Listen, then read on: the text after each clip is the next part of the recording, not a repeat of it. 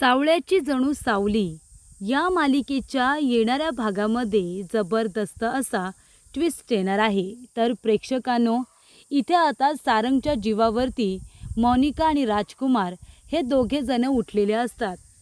मोनिकाला मेंदळे कुटुंबाची संपत्ती हवी आहे. रूपम कॉस्मेटिक ही कंपनी तिला तिच्या नावावरती हवी आहे आणि सगळीकडे फक्त तिची सत्ता हवी आहे आणि हीच तिची फर्स्ट प्रायोरिटी आहे आणि त्यासाठी ती वाटेल ते करू शकते. 8 वर्षांमध्ये तिला आता ते सगळं कमवता आलेलं नाही, कारण तिलोत्तमा हे सगळं राजकुमार आणि मोनिका यांच्या हातामध्ये देत नाही. सारंगने कंपनी सांभाळावी, सारंगने ती नावारूपाला आणावी अशी तिलोत्तमाची इच्छा आहे. सारंगने जो पाया रोवलेला आहे त्याच्यावरती राजकुमार आणि मोनिकाला एक वीटसुद्धा लावता आलेली नाही आहे, या मताची तिलोत्तमा आहे. त्यामुळे मोनिका कितीही प्रयत्न करते इथे आता सगळी सत्ता हातामध्ये घेण्यासाठी, पण तिलोत्तमा ते काही होऊ देत नाही. म्हणून प्रेक्षकांनो, इथे आता मोनिकाने ठरवलेलं असतं की मी आता एक काम करते, एकतर तिलोत्तमाला आधी संपवते किंवा एकतर सारंगला आधी संपवते. खरं तर या सारंगला संपवलं पाहिजे. मग तिलोत्तमा एकटी काय करणार? तिला तर मी एक गोळी मारून कधीच संपवून टाकेन असं मोनिकाने ठरवलेलं असतं.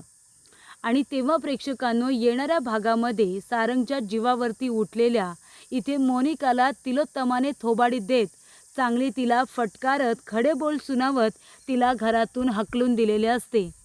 तर प्रेक्षकांनो, येणाऱ्या भागामध्ये कशा पद्धतीने या गोष्टी पुढे घडत जातात आपण सविस्तरपणे बघूया.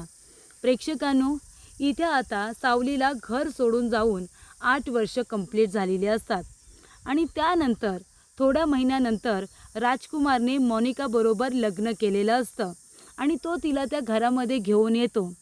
राजकुमार बरोबर लग्न करून मेंदळेंच्या कुटुंबामध्ये येण्याचा फक्त इथे मोनिकाचा एकच हेतू असतो आणि ते म्हणजे मेंदळे कुटुंबाची सत्ता, त्यांची संपत्ती, त्यांचं घर, हे सगळं फक्त तिला बळकावायचं असतं आणि यासाठीच ती राजकुमार बरोबर लग्न करून आलेली असते.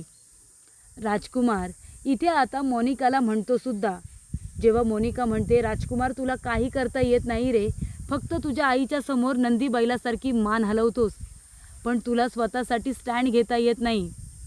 8 वर्षांपूर्वी आपण जिथे होतो ना, अजूनही आपण तिथेच आहोत. यातलं काहीतरी मिळालंय का आपल्याला? या घरामध्ये साधी 1 इंच तुझी स्वतःची हक्काची जागा तू मिळवू शकला नाही आहेस. तेव्हा राजकुमारला राग येतो आणि तो म्हणतो, ए मोनिका, तुला कुठल्या गटारातून उचलून आणले माहिती आहे ना? मग तू लायकीत राहायचं, वचा वचा बोलायला जायचं नाही, पेशन्स ठेवायचे. सगळ्या गोष्टी लगेच मिळत नाही, थांबावं लागतं. ती माझी आई आहे आणि तिच्यासमोर मी वाद घालू शकत नाही, तिला मी काही बोलू शकत नाही, कळलं तुला? फक्त मोनिका म्हणते, तू मला माझी लायकी दाखवून दिलीस ना, आता बघ हे मी आयुष्यभर लक्षात ठेवणार. तो म्हणतो का? मोनिका राणीला राग आला, तिला हे शब्द टोचले. ती म्हणते, बास राजकुमार, बास, यापुढे एक शब्द जरी बोललास ना तरी माझ्यापेक्षा वाईट कुणीच नसेल. तो म्हणतो, मग लायकीत राहायचं या घरामध्ये, मी तुला इथे आणलं हे विसरू नकोस. राजकुमार निघून जातो. तेव्हा इथे लगेच मोनिका म्हणते, अरे मी तुझ्याकडे लक्षच देणार नाही आहे रे, कारण तू माझी प्रायोरिटी नाहीच आहेस. माझी प्रायोरिटी फक्त ही संपत्ती आहे आणि ती मी बळकावल्याशिवाय राहणार नाही. आणि मग काय होतं, इथे आता सगळेजण छान आपापल्या कामामध्ये बिझी असतात. तेव्हा तिलोत्तमा टेन्शनमध्ये असते. तिलोत्तमा म्हणत असते की सारंगचं काय करावं काही कळत नाही, कारण राजकुमार आणि मोनिका सारखे म्हणत असतात की सारंगचं बिझनेसमध्ये लक्ष नाही आहे, तर बिझनेस पूर्णपणे आमच्या ताब्यामध्ये द्या, डिसिजन घेण्याचे आम्हाला अधिकार द्या, अथॉरिटी द्या. तिलोत्तमा म्हणते, कधीच नाही, कारण तुम्ही दोघे जण माझी कंपनी नीट सांभाळाल असं मला वाटत नाही. मोनिका म्हणते, का तुमचा आमच्यावरती विश्वास नाही? आता एवढी वर्ष आम्हीच तर लक्ष देतोय ना कंपनीमध्ये. तेव्हा इथे तिलोत्तमा म्हणते, देताय ना, तुम्ही लक्ष देताय, पण तुम्ही कंपनीसाठी काहीच करत नाही. तेव्हा मोनिका म्हणते, असं कसं बोलता तुम्ही? आम्ही तर आपल्या कंपनीसाठी किती काय काय करतोय. तेव्हा इथे मोनिका म्हणत असते की राजकुमारसुद्धा किती मेहनत करतात तुम्ही बघताय ना. तेव्हा तिलोत्तमा म्हणते, हो मेहनत करताय ना, राजकुमारसुद्धा मेहनत करतो आहे, पण जसे बाकीचे एम्प्लॉई करतात ना तशीच मेहनत तुमची सुरू आहे. तुम्ही काय करताय सांगा ना. आपल्या कंपनीला मोठं करण्यासाठी काय करताय तुम्ही. येते आणि फक्त काम करताय. कंपनी 8 वर्षांपूर्वी जिथे होती ना, कंपनी आताही तिथेच आहे. कंपनीला नावारूपाला आणण्यासाठी तुम्ही काय करताय ते सांगा. अशा रीतीने प्रेक्षकांनो, इथे आता तिलोत्तमाने त्यांना त्यांची लायकी दाखवून दिल्यानंतर दोघेही आता गप्प बसलेले असतात. आणि तेव्हा प्रेक्षकांनो मोनिका म्हणते, बघितलंत ना राजकुमार, अजूनही इथे तिलोत्तमा मेंदळे यांना आपल्यावरती विश्वास नाही, त्या सारंगवरती विश्वास आहे. तेव्हा तिलोत्तमा अमृताला म्हणत असते की सारंगने बिझनेसमध्ये लक्ष द्यायला हवं, त्याने सगळी बिझनेसची धुरा सांभाळावी जशी तो आधी सांभाळायचा, हीच माझी आता इच्छा आहे. आणि इथे ती सावली आता घर सोडून निघून गेली आणि माझ्या इथे आता सारंगची ही अवस्था करून गेली. सारंगची ही अवस्था मला बघवत नाही आहे. आणि तेव्हा इथे ती मुलगी गेली तर गेली, पण सारंगने बरोबर तिच्यासारखीच दिसणारी मुलगी या घरामध्ये आणून ठेवली. ओवी, तिला मी या घरामध्ये फक्त राहू देते तुझ्यासाठी अमृता आणि सारंगसाठी, कारण तुम्ही दोघेजणं तिच्याबरोबर अटॅच्ड आहात. 8 वर्षांपूर्वी तू एका बाहुलीला स्वतःचं बाळ म्हणून हृदयाशी कवटाळून बसली होतीस, पण जेव्हा सारंगने ते बाळ घरामध्ये आणलं आणि त्या बाळाला तू तुझ्या छातीशी कवटाळलंस ना, तेव्हा ओवीमुळे तू बरी झालीस, तू त्या धक्क्यातून सावरलीस. तेव्हा इथे अमृता म्हणते, त्या धक्क्यातून मी नसती सावरले तर जास्त बरं झालं असतं, कारण तेव्हा मला निदान खोट्या जगामध्ये वाटत होतं की ते बाळ माझं आहे, पण ते बाळ तर माझं नाही आहे, ते फक्त सारंगचं बाळ आहे.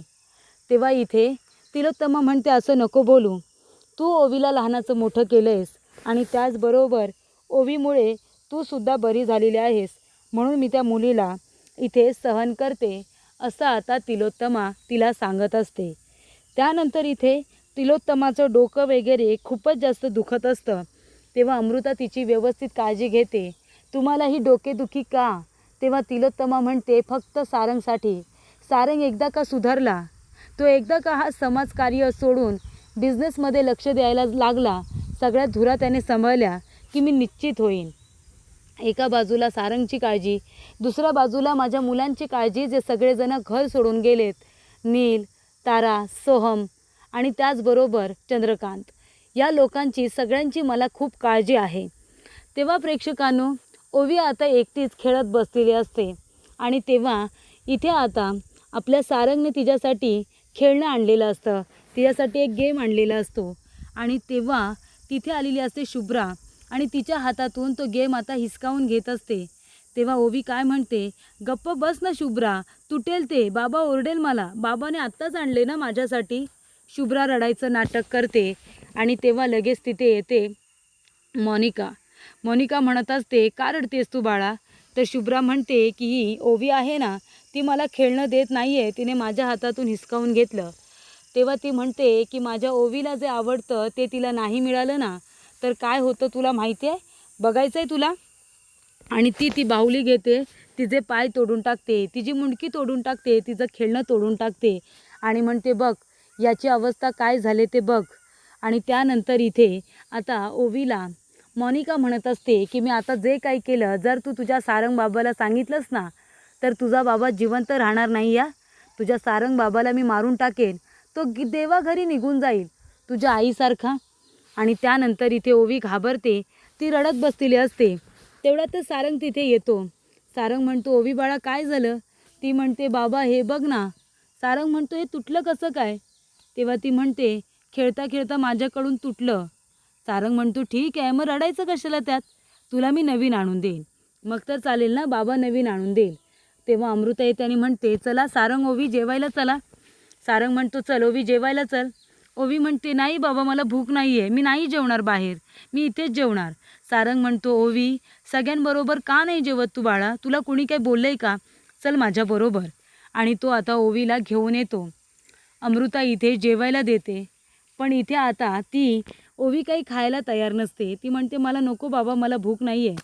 सारंग म्हणतो, बाळा काय झाले, तू प्रत्येक वेळेला असं का म्हणतेस, तुला कधीच कशी भूक नसते ग. आणि मग अमृता काकू तुला रूममध्ये येऊन भरवते तेव्हाच तू खातेस, असं का? तेव्हा इथे अमृता म्हणत असते, ओवी बाळा मी तुला इथे भरवू का? तेव्हा ओवी म्हणते, नाही नको, मला खरंच नको बाबा, मला नको, मला भूक नाही. तेव्हा इथे सारंग म्हणतो, ओवी बाळा काय झाले सांग मला, कुणी काय बोललं का सांग. तेव्हा इथे आता लगेच तिलोत्तमा त्यांच्याकडे बघत असते. तेव्हा हळूच इथे आता मोनिका घाबरलेली असते. तिला असं वाटतं की ओवी माझं नाव सांगते की काय, मी तिच्याबरोबर कसं वागते, तिची बाहुली तोडली, ते सगळं सांगते की काय. तेव्हा मोनिका तिथून चाकू घेते आणि तो आता डायनिंग टेबलच्या खालून सारंगच्या पोटाजवळ नेते. तेव्हा ओवी जोरात किंचाळते आणि ओरडते. सारंग म्हणतो काय झालं, आणि तेवढ्यातच इथे आता ओवी म्हणते बाबा ते बघ. तेव्हा तिलोत्तमाने इथे आता मोनिकाच्या हातामध्ये चाकू बघितलेला असतो आणि तेव्हा प्रेक्षकांनो मोनिकाला तिलोत्तमा म्हणते, हे काय करतेस तू, सारंगच्या जवळ त्याच्या पोटाजवळ चाकू का नेलास? तेव्हा सारंग म्हणतो, ओवी बाळा काय झालं, तू याला घाबरलीस का? ओवी म्हणते, बाबा मी जर इथे बसून जेवले ना आणि मी तुला सांगितलं की खेळणी कुणी तोडली आहेत तर मोनिका काकू मला मारेल, मला तिची भीती वाटते आणि ती तुलासुद्धा मारून टाकेल. तेव्हा तिलोत्तमा म्हणते, काय, मोनिका काकू तुझ्या बाबाला मारेल का? तेव्हा ओवी म्हणते, हो आजी, मोनिका काकूनेच मला सांगितलं जर मी सगळ्यांबरोबर जेवले तर ती बाबाला मारून टाकेल, म्हणून खून करून टाकेल. मला बाबा हवाय, मी तुमच्याबरोबर इथे बसून नाही जेवणार. तिलोत्तमा म्हणते, अच्छा तू ह्या लहान मुलीला असं सांगितलेस तर आमच्यासमोर तर चांगुलपणाचं नाटक करत असतेस आणि एका बाजूला माझ्या मुलाच्या जीवावरती उठलीस तू. तेव्हा तिलोत्तमा मोनिकाच्या जोरदार थोबाडी देते, अगदी जोरदार, आणि म्हणते, चालते हो आत्ताच्या आत्ता इथून. पुन्हा जर माझ्या मुलाच्या वाईटावरती उठलीस किंवा त्याच्या विरोधात एक शब्द जरी वाईट बोललीस ना मोनिका, माझ्यापेक्षा वाईट कुणीच नसेल. असं म्हणून प्रेक्षकांनो तिलोत्तमाने मोनिकाला हाताला धरून मेंदळे कुटुंबाच्या घरातून बाहेर हकलून दिलेले असते.